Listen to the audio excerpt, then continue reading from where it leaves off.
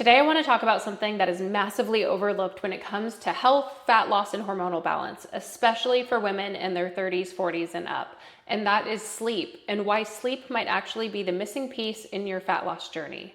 So most people are focused on workouts, calories, macros, steps, but sleep is one of the most foundational pieces of the entire health puzzle. And when our sleep starts to suffer, everything else becomes harder on our health journey. Your metabolism becomes less efficient, your hunger signals get disrupted, your stress hormones increase, your energy levels drop, and your recovery slows to a creep. And for a lot of women in their 30s and 40s, sleep is the first thing that starts to change as hormones begin to shift. One of the first hormones that often begins to decline during perimenopause is progesterone, and progesterone is often referred to as the calming hormone. So it has a natural sedative effect on the brain, and one of the reasons for that is because progesterone interacts with something called GABA receptors in our brain. GABA is a neurotransmitter that slows our brain activity and promotes relaxation. In fact, many sleep medications work by targeting these exact same receptors. So when progesterone levels are healthy, it helps promote a sense of calm, relaxation, and deeper sleep. But as progesterone begins to decline, many women start noticing changes in their sleep patterns. You might notice things like difficulty falling asleep, waking up in the middle of the night between 1 and 3 a.m., lighter sleep cycles, feeling exhausted even after being in bed for 8 full hours. And one of the most common complaints that I hear from women is, I fall asleep fine, but I wake up between 1 and 3 a.m. and then I can't fall back asleep. Or I wake up between 1 and 3 a.m. and I go back to sleep, but then I wake up tired. So if that sounds familiar to you, you are definitely not alone. And we're gonna talk about why.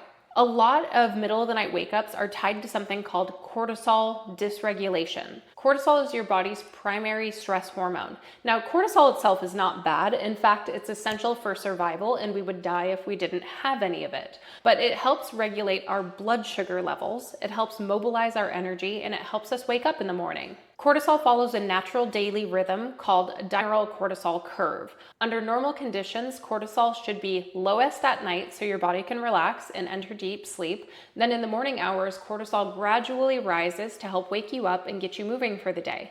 But when the body is under chronic stress, that rhythm is disrupted. Things like chronic stress, overtraining, undereating, blood sugar crashes, late night screen exposure, and constant stimulation, all of those things can cause cortisol to spike at the wrong times. And when cortisol spikes in the middle of the night, it can jolt your brain awake. And suddenly your mind turns on, your thoughts are racing, your heart's racing, and falling back asleep becomes very difficult. And this is why a lot of high-performing women who are doing everything right during the day, still struggle with sleep. Their nervous system simply never fully shifts into recovery mode. So let's talk about why poor sleep impacts fat loss. When sleep suffers, several important hormones get disrupted in your body. First, cortisol increases. Second, blood sugar regulation becomes less efficient. Research has shown that even one night of poor sleep can reduce your insulin sensitivity the next day. That means that your body is less efficient at managing carbohydrates and blood sugar. Also, if you don't sleep well at night, you don't digest well, so you wake up feeling bloated, uncomfortable, full, and just not ready to start your day. Poor sleep also impacts your hunger hormones. So two important hormones involved in hunger and fullness are ghrelin and leptin. Ghrelin is the hormone that tells your brain you're hungry, and leptin is the hormone that signals you're full. So when sleep is poor, ghrelin increases and leptin decreases. So it makes you feel more hungry and less capable of feeling full. So more hunger, less satisfaction leads to late night eatings. And this is one of the reasons people who are sleep deprived tend to crave higher calorie foods and feel less in control around food and implement a lot of late night binging and snacking. So when sleep suffers, fat loss becomes significantly harder. Now, here's a common misconception that I see with a lot of women who wake up in the middle of the night. They will say, I wake up between 1 and 3 a.m., but it's because I have to go to the bathroom. So naturally, they assume I must have woken up because I drank too much water. But the truth is, in most healthy adults, the body is perfectly capable of going 6 to 8 hours without needing to urinate. What usually happens is this: you wake up first, and then while you're awake, you decide, well, I might as well go to the bathroom and drink some water since I'm up. So your brain creates this story, I woke up because I have to pee. But in reality, the wake up often happens first due to a cortisol spike, a hormonal signal, or a blood sugar dip. then the bathroom trip just becomes part of the routine. Research also shows that elevated nighttime cortisol increases your alertness and activates the nervous system. So when that happens, your brain becomes more sensitive to your normal body signals, including your bladder signals that normally wouldn't wake you. So the bathroom wake up happens first, and the bathroom trip follows it. So let's talk about some habits that can actually help you support better sleep. Because sleep plays such a huge role in overall health, I take my nighttime routine very seriously. For years, I struggled with sleep problems. And over the years, I've implemented different nighttime routines to see what helps the most. And here's what I've landed on that has made a big difference for me. For one, I use blue light blocking glasses. So the bright orange lensed ones.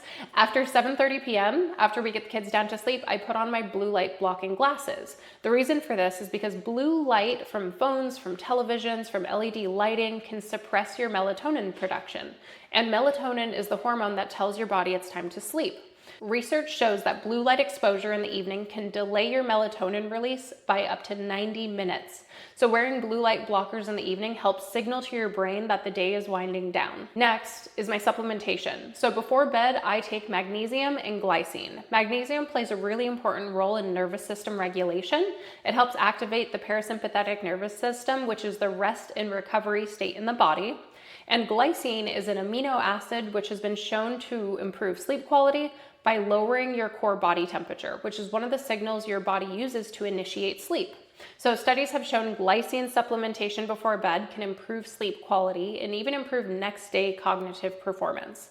So I pair these two before bed. I try to take them 30 minutes to an hour before I go to sleep. Now, bedtime meditation is something that I implemented over the last year, and I've noticed it makes a huge difference. It's literally just taking a few minutes to wind down mentally. And most high-achieving women spend their entire day in constant stimulation on work emails, kids' responsibilities, phones, chauffeuring the kids around. The brain never fully powers off. So even 5 to 10 minutes of meditation or slow breathing can help shift your body from a stress state into recovery mode before bed. And that transition is incredibly important for sleep quality. So I've tried a handful of things. I've tried guided sleep meditations. I've done yoga nidra. I have done box breathing and different breathing techniques. I have listened to sleep binaural beats. So there's a lot of different things you can do, and it's all preference based. I use an app called the Insight Timer app, and it has tons of different things that you can listen to that will guide you through the meditations, whether it's just sounds, nature noises, binaural beats, actual guided meditations.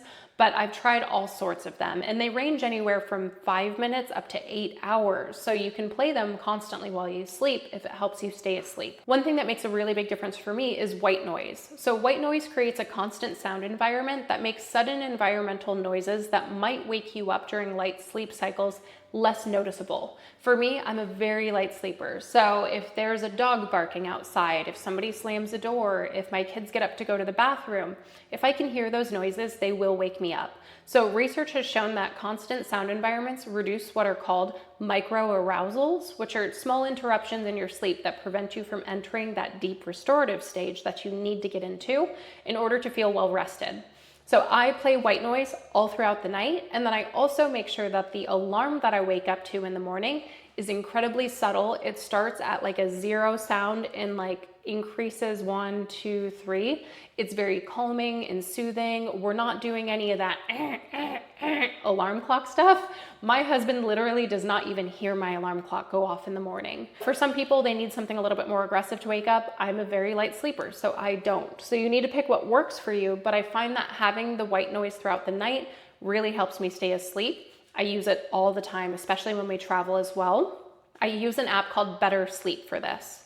Now, another thing that I do that I've started over the last year, and it sounds crazy to so many people until you try it, is mouth taping. So it's literally taping over your mouth. They make special strips for this, but it encourages nasal breathing while you sleep. Nasal breathing increases nitric oxide production and improves oxygen delivery to your body, and it can reduce snoring or airway restrictions or just waking up with a dry mouth. So studies show that nasal breathing improves oxygen efficiency, which helps you sleep better. And this has been a game changer for me. So both my husband and I mouth tape at night, and it has absolutely shifted our sleep. For me, I don't snore. My husband does.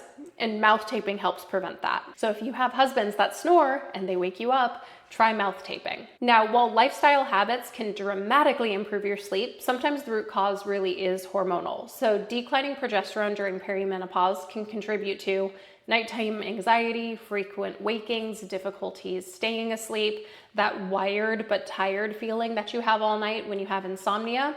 And in those cases, addressing hormone levels through proper testing and potentially using hormone replacement therapy can make a huge difference. So if sleep has become a constant struggle for you, it might be worth looking deeper into your hormones. We have to remember that sleep is not a luxury and it's not optional. It's one of the most powerful tools that you have for improving your hormones, metabolism, recovery, energy, fat loss, overall health. So if you're doing all the right things with nutrition and exercise, but still struggling to see progress, sleep might be the missing piece. And if you're struggling with sleep, energy, or hormone-related symptoms, and you want to understand your blood work or exploring whether hormone therapy could be part of the picture that you need, let us know. Getting the right data about your body is a game changer. So until next time, just keep working on your sleep quality. Remember that these small shifts in the evening can make a drastic impact to your life, to your mood, to your energy levels, to your recovery, to your goals. So stick with it and keep leaning into your non-negotiable habits. You got this.